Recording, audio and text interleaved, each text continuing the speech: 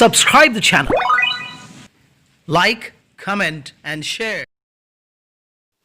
Dear students, I welcome you again on my YouTube channel with the chapter The 100 Dresses Part 2. I hope that you must have watched the previous video on Part 1.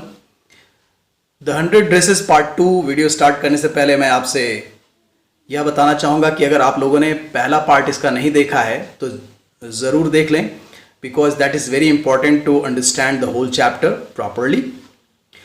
तो दूसरी बात यह है कि watch the video completely, पूरी तरह से video को देखें, पूरा देखें, तभी आप बेहतर समझ पाएंगे. आइए हम लोग देखते हैं what is there in this chapter. आज पार्ट 2 में क्या है जिसे अल्बज़ोर एस्टर ने लिखा है. Let's no ahead. कुछ प्रश्न हम लोग पूछेंगे अपने आप से और जानने की कोशिश करेंगे कि आखिर उसका आंसर क्या है, और कहानी भी आगे बढ़ती जाएगी. Why does Jan Petronski send letter to the school. इसके पहले पार्ट में आपने देखा है कि वेंडा पेट्रोन्स्की जो है अब स्कूल आना बंद कर चुकी है. She has been absent for many days.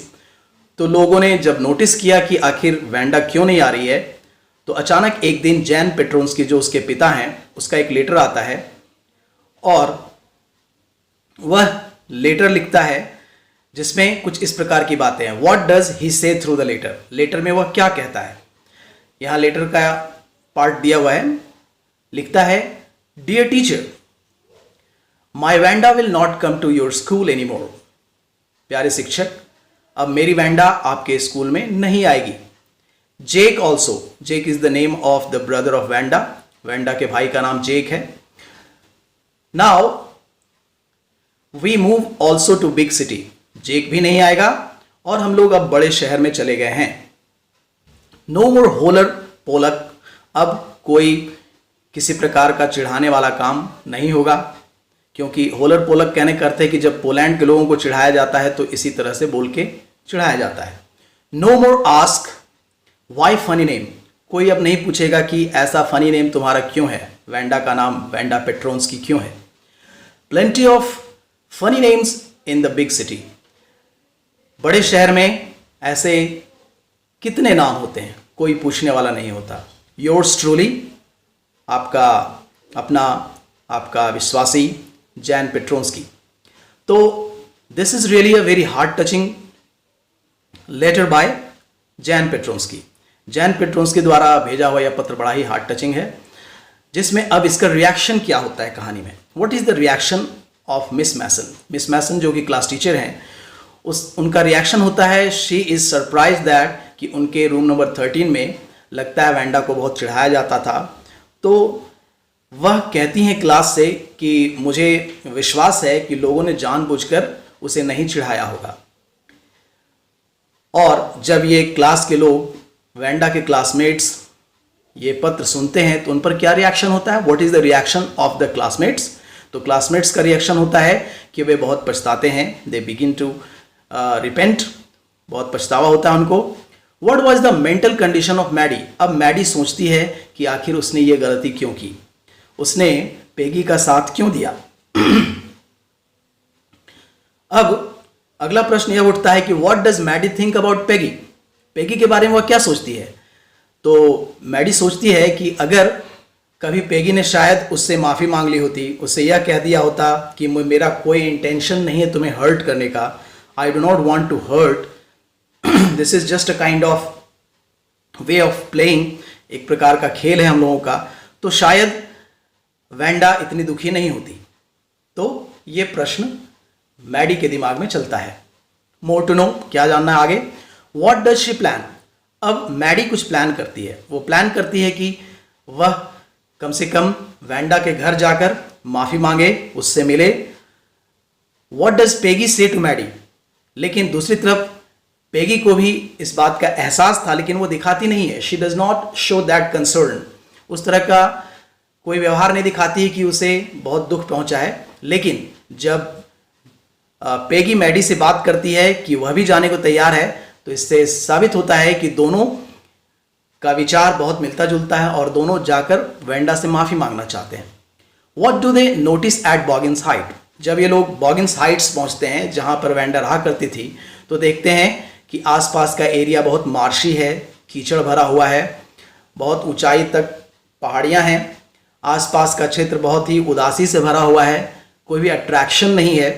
तो उसे देखकर ये महसूस करते हैं कि शायद इसीलिए वेंडा बहुत सैड रहती थी। How was the home at and around, उसके घर के आसपास की स्थिति क्या थी?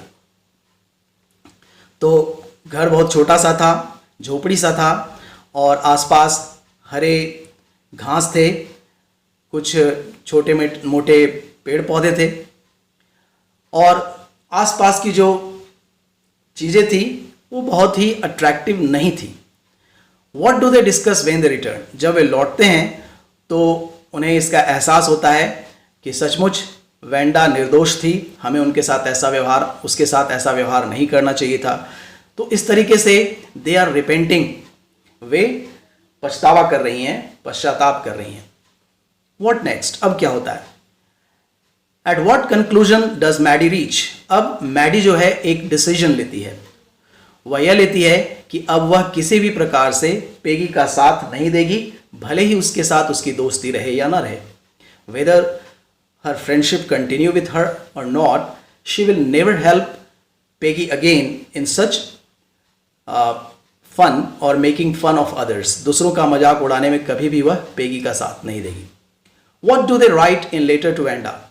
नाउ अब ये लोग प्लान करते हैं कि वेंडा को पत्र लिखा जाए, try to write the letter, और वे सूचना देना चाहते हैं कि that she is the winner of the drawing competition, और ड्राइंग कॉम्पिटिशन की वह विनर हो चुकी है, वो लिखना चाहते हैं। साथ ही साथ अपने जो रिग्रेट कर रहे हैं लोग, महसूस कर रहे हैं कि पछतावा जो हो रहा है, वो इस माध्यम से अपना रिलीज करना चाहती हैं दोनों। Do they receive any answer? पत्र भेज दिया जाता है इन लोगों के द्वारा, लेकिन कई दिनों तक कोई जवाब नहीं आता है। धीरे धीरे लोग भूलने लगते हैं वेंडा को।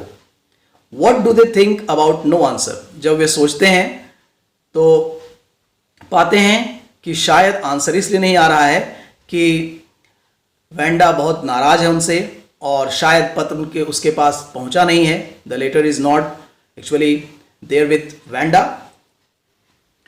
What does the teacher show them? Miss Mason उन्हें क्या दिखलाती हैं?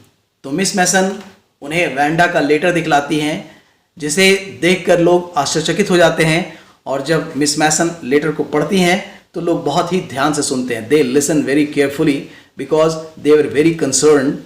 वे लोग बहुत ही सोच रहे थे कि आखिर वेंडा का हुआ क्या, वो क्या सोच रही है। तो आइए देखते हैं कि वेंडा ने क्या लिखा लेटर में। वो लिखती है, डियर मिस मैसन, प्यारी Miss Mason, how are you and room 13?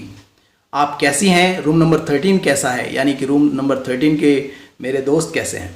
Please tell the girls they can keep those 100 dresses because in my new house I have 100 new ones all lined up in my closet.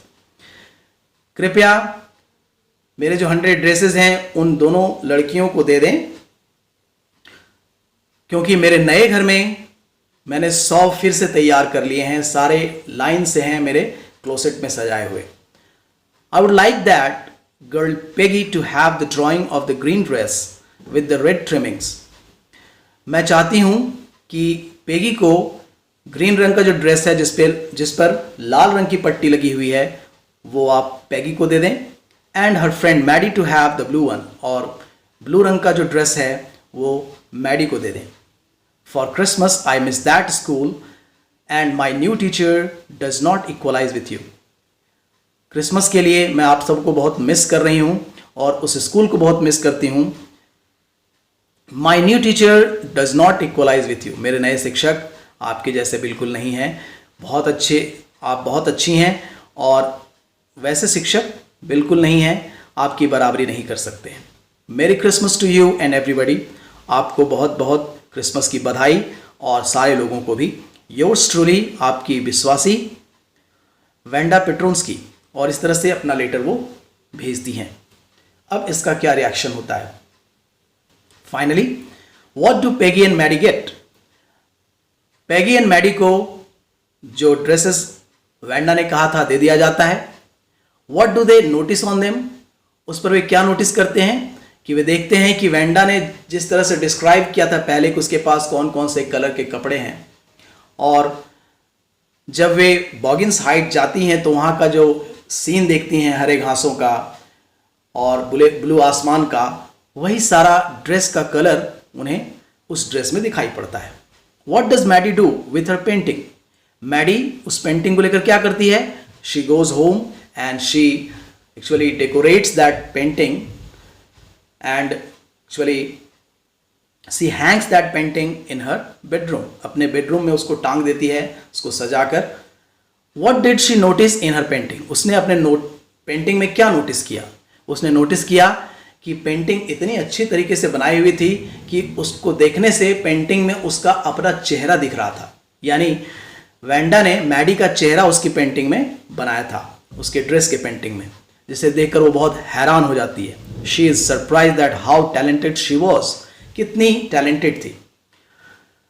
Y does she go to the house of Peggy? वह दौड़कर पैगी के घर क्यों जाती है?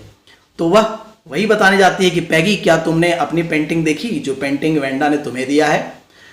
तो वो पैगी को जब बतलाती है कि जो पैगी को कपड़ा मिला है यानी ड्रेस मिला है पेंटिंग का, उसमें पैगी का चेहरा दिखता है. इस तरीके से वे लोग बहुत ही सरप्राइज्ड हो जाते हैं और tears roll in their eyes, उनकी आंखों में आंसू आ जाते हैं और उन्हें बहुत पछतावा भी होता है और उन्हें यह भी महसूस होता है कि वेंडा उनकी अच्छी दोस्त थी. वेंडा इनकी बातों का बुरा नहीं मानती थी. What do they imagine at school? एक दिन वे लोग इमेजिन करते हैं कि धूप खिली हुई है, there is the sun outside, और वेंडा उनका इंतजार कर रही है एंड शी इज वेविंग, वह हाथ हिला रही है और ये लोग देख रहे हैं. इस तरीके से द स्टोरी एंड्स, कहानी खत्म होती है और लोग जान जाते हैं कि वास्तव में वेंडा एक बहुत अच्छी लड़की थी और वेंडा को भी इन लोगों से कोई गिला शिकवा या शिकायत नहीं थी. So this story is really very heart touching. So we should learn from this story that we should never जज anybody by its name, caste, colour, creed. हम किसी को उसके नाम, जाति, रंग, भेद के आकार पर न जज करें, बल्कि हर ह्यूमन बीइंग को एक मानव की तरह, एक ह्यूमन की तरह ट्रीट करें. हमें किसी का दिल नहीं दुखाना चाहिए. We should never hurt anyone, किसी को हर्ट नहीं करना चाहिए, बल्कि वी शुड लिव टुगेदर, हमें एक साथ रहना चाहिए, which is very important for us, हमारे लिए बहुत ज़रूरी है और इस समाज को ऐसे सोच की ज़रूरत है. So this is all about this chapter. Thank you very much dear students. Please watch the previous video also which will help you to understand the whole story completely. जो पिछला वीडियो है उसे भी आप देख लें, तो दोनों को आप जब एक साथ देखेंगे तो कहानी पूरी तरह समझ में आ जाएगी. Thank you so much again and I hope you will enjoy this.